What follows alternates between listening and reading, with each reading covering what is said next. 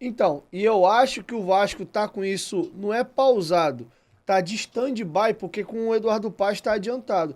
Mas eu acho que o Vasco ainda não avançou porque ele precisa ter um segundo local para jogar para quando o São Januário fechar. E entra o Maracanã. Exatamente. Você foi muito feliz nessa colocação que eu tinha esquecido de falar. Com relação ao Maracanã, cara, o Vasco não pode se distanciar do Maracanã. Jamais.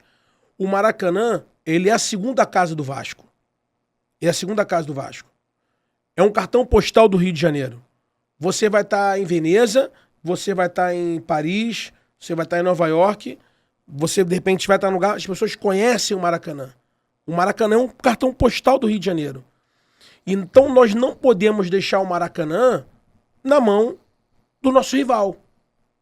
Eu acho que o Vasco tem que fazer parte da gestão do Maracanã, o Vasco tem que estar dentro do Maracanã e não pode se distanciar do Maracanã. Acho que foi um grande erro das gestões passadas que deixaram o Vasco se distanciar do Maracanã e que os nossos rivais terminaram tomando conta do Maracanã. Eu acho que o Vasco tem que se reaproximar do Maracanã, tem que se reaproximar do governo do Estado, para que ele tenha voz ativa dentro do Maracanã na gestão do estádio.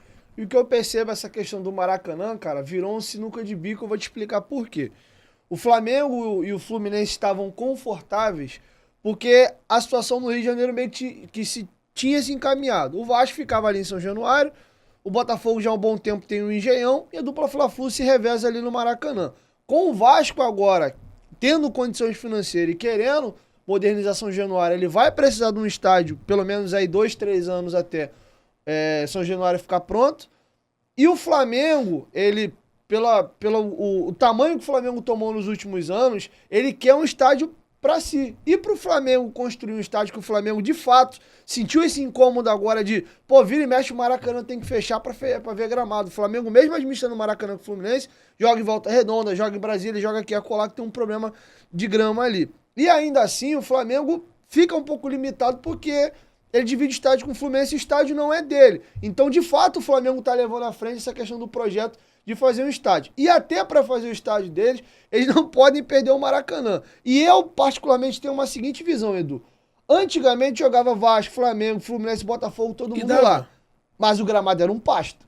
Diga-se de passagem. Você vê os gols do Roberto Dinamite que são lindos, a bola quicando, pererecando, o gramado do Maracanã era um pasto.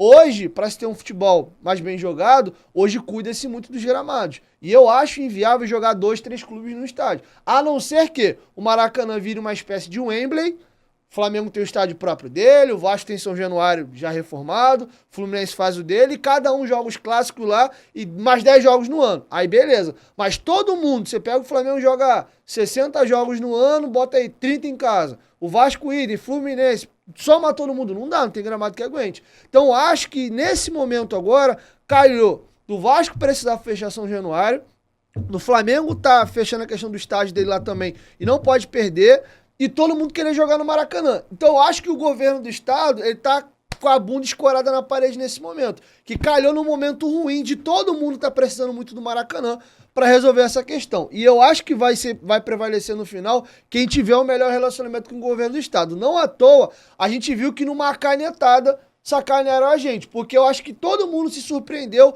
com o projeto que o Vasco botou na mesa com a Legends e com a W Torre. Era óbvio que o Vasco teria que vencer aquela licitação.